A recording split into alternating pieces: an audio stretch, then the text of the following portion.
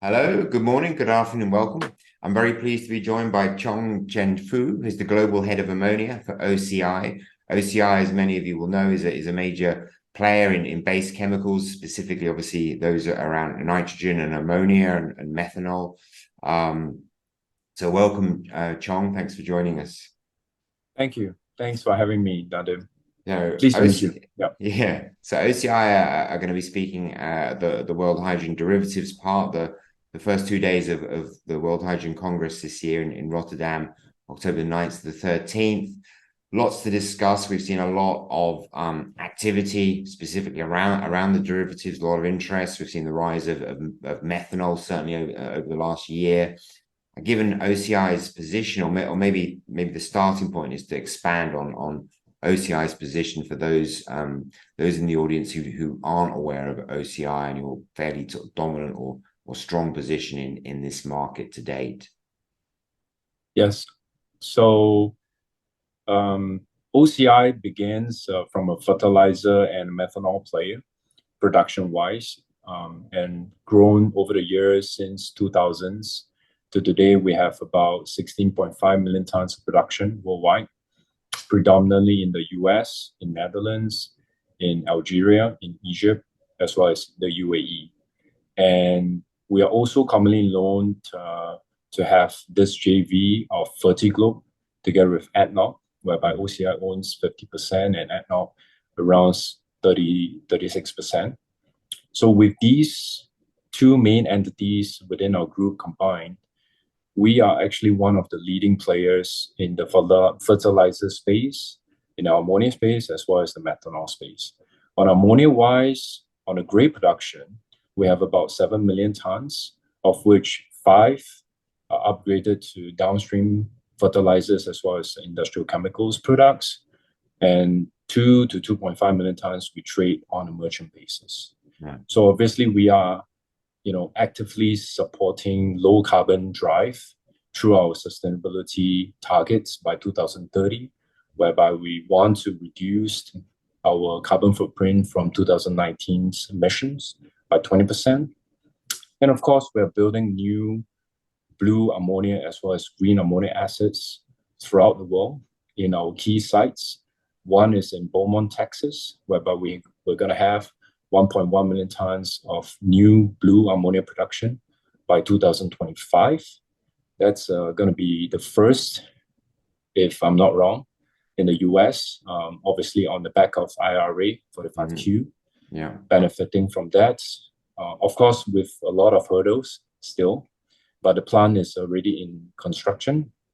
And of course, we are looking to market it to within the US, Europe, as well as the Far East regions. And the second one, which are coming online in collaboration with ADNOC, will be the 1 million tons in Abu Dhabi. That's just adjacent to our existing Ruwais plant. That's 1 million tons, of course. And by geographical means, obviously, our main targets will be the Asian market. Yeah. But with that, we obviously have the green ammonia, whereby we're going to have around 120 or 130,000 tons coming from Egypt as well as Abu Dhabi. So hopefully we can add more value to the market, both in gray as well as the low carbon space. Yeah. And in terms of that, what are you seeing in terms of I guess the market growing and I guess confidence or building around primarily the off takers, really, in terms of we're trying to create a new market what are the off takers reacting like? What are your existing clients? Obviously, you're a huge business. You're supplying the market. Is there a huge demand to buy the decarbonized products? Are people willing to pay a premium? What are some of your thoughts around how are we sort of decarbonizing the existing market? So existing market predominantly would be the fertilizers market as well as the industrial chemicals markets. And these two, we are seeing obviously the CBAM coming on board in Europe. That's going to be a major driver on I would say escalation scale. So formative years starting from 2026, you're going to see small, I would say, disincentives for gray. and of course incentives for low carbon, Mhm. right through to 2034, 2035. But also, I mean, we see government incentives in the form of whether it's CFD, whether it's capex for infrastructure upgrades to incentivize the import of low carbon ammonia, as long as it's proven low carbon through recognized certifications. And these are proliferated not just in the industrial camps as well as the fertilizers market, but also targeting the major power generation markets as well as marine fuels. Yeah. So we don't not only see the existing markets showing interest, working in conjunction with government authorities, but we also see potentially new use cases coming on board. Yeah. I mean, you must be very, I guess, excited about the potential expansion of a market where you're already, obviously a significant and dominant player, particularly with those new use cases, obviously specifically, maritime shipping and looking at methanol. What are some of the? I mean, you mentioned the low carbon products, and I guess around operating in so many different markets is it tough with coalescing around some actual definitions of what is a low carbon product and the sort of, I guess, all important number which we begin to see now more around the CO2 per kilogram of hydrogen emitted. What are some of the thoughts around that? I think there are different schools of thoughts, and there are different governments bouncing off the market different numbers. Mm-hmm. Of course, we see ranges of numbers. The last we saw from Korea and Japan on an ammonia basis is about 0.8 plus to 1.0 kilogram of CO2 per kilogram of ammonia. But we also see government trying to pivot around the hydrogen production. Mm-hmm. And we've seen numbers of around 3.4 to 4 kilograms of CO2 per kilogram of hydrogen. Now, all these numbers, and of course in Europe, there are different sets of numbers being talked about as well. But obviously Europe has EUAs, right, in terms of value to support the premium or the quantum, right, that buyers can reference upon. Mm-hmm. But like I said, all these numbers are still up in the air, and we do hope over the next 2 to 3 months from now we can see clarifications as well as government stepping up to put it into writing and endorsement. And of course, that will set the tone for incentives programs, right? Because you can't have an incentive programs reference upon fudgy numbers. Yeah. You need those numbers to guide it, and of course then the values to be calculated reference upon it will be derived. Yeah. And how do those numbers, I mean, you're obviously actively investing in your own projects right now. So how do those numbers translate? You've got a clear margin in the projects you're doing to be able to come way under those sort of numbers. There are always risks associated to low carbon project. I mean, even gray projects, right? But I would say there are different scenarios being run internally. And of course, there will be assumed premiums on the low carbon ammonia. There could be stretch cases or downside cases whereby we got nothing. We are getting nothing from the market. So I would say there are different risks we are taking. We're hopeful that the market can realize that effort of having low carbon ammonia and therefore premiums attached to that. Yeah. And there will be obviously different upstream manufacturing processes. Obviously, the most talked about would be the renewable base hydrogen, so more commonly known as green hydrogen. Yeah. There will be bio-based as well. There will be CCS-based.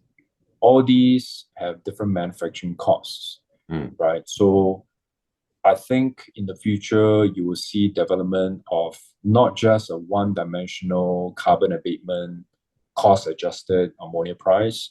You have to see, various value that's tacked on to different manufacturing processes. Yeah. The main ones. Yeah. Then this can be fair to those project developers and producers of those value chains. And in terms of those value chains, are your customers looking to get involved, or how strong are the sort of offtake agreements, or what is the sort of demand profile like? Is it's a question of building the demand profile, I assume, as well. I would say we face the same challenges as the rest of the project developers who are trying to get their projects FID in finding long-term, big scale off-takers for their multi-billion dollars project to be up and running. On the same token, we are existingly in the ammonia market, so there's always, not say a fallback, but there's always a fundamental knowledge of the fundamental supply and demand balance, whereby we can factor in those vis-a-vis our new production capacities. So I don't call that a backstop, but I call that added competitive advantage to manage our risks. Now, having said that, in terms of, for us to have voluntary demand, right, on a big scale, it is almost impossible today without what we discussed in terms of government incentives. But we do see voluntarily there are companies stepping forward to say, hey, this is the right thing to do. Yeah. They support their own sustainability programs as well as targets. They do want to see upstream scope 3 decarbonization. So they are stepping up, not in a major scale, but in smaller scale and long, short, medium-term commitments. Now, we will continue, of course, we have announced some, we will continue to announce some of the commitments and developments that we've done so far and going forward. But some obviously are not ready for press release. So, I'll just keep it under wraps first. Yeah, I mean, in terms of sort of commitments to deploy capex, I suppose, and those are simply waiting for commercial decisions on I guess from off takers.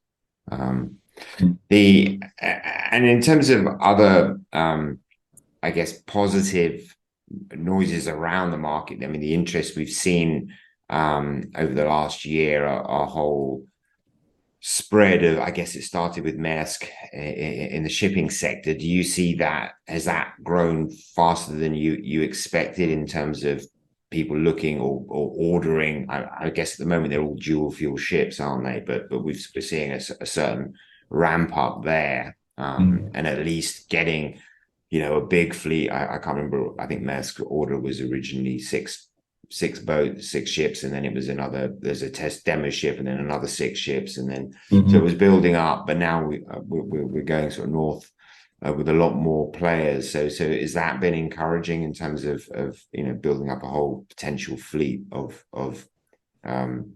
customers who can fuel their very large vessels with methanol?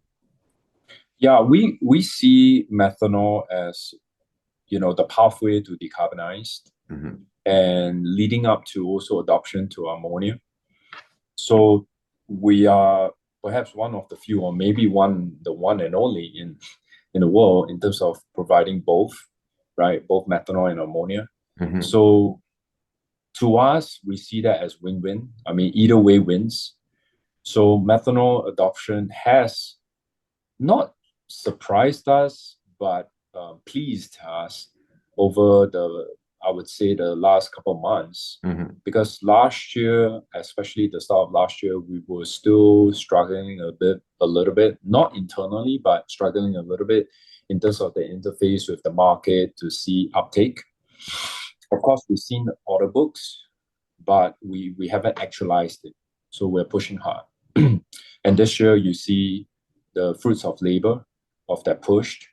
And then, of course, when it takes off, right? I mean, it's literally, trying to amalgamate it with our existing gray methanol portfolio. And yeah, becomes obviously a main staple, diet within our portfolio. So we see the building of infrastructure being very important as well, right? It's not just the demand, but we need that demand to get going first. So then the next step is to see which are the locations whereby we want to build that infrastructure for bunkering, and of course leverage those lessons and risks learned into pivoting into ammonia over the next couple of years. Now, switching over to ammonia, do we see engine developments going on pace vis-a-vis 1-2 years announced? We see that slacking off a little bit. Okay. Now, of course, stand corrected if the likes of MAN or WinGD steps up and say, no, this has been on track, then obviously that will be music to our ears, right? But it hasn't gone as smooth or as fast as what we anticipated. So we do hope, at least the development on that front, as well as the guidelines, right? Like what we've seen in EU Maritime, getting clarity on that. IMO stepping up recently in their discussions, right? Setting the tone and putting down on writing and making sure that it's like sulfur last time, right? I mean, low sulfur, hitting the 2020, timeline, setting very cast in stone timeline for carbon emissions as well. I think that will help to catalyze the entire market. Fascinating stuff. Fascinating to talk to you. Chong, thanks a lot for sharing your thoughts today. Looking forward to your contributions at the World Hydrogen Derivatives parts. Lots of interest there. All the big companies are obviously going to be there, and you're working on some big projects. So we wish you good luck on all of those projects and all the investments you're making to both decarbonize your own operations and your own products, but also help grow this market. I think it's going to be interesting, and it's going to be fascinating. There's going to be lots to talk about. Oh, there will be. Thank you for the opportunity, and we'll see each other soon. Yeah, cheers. Take care. Thank you. Cheers. Bye-bye. Thank you. Bye-bye.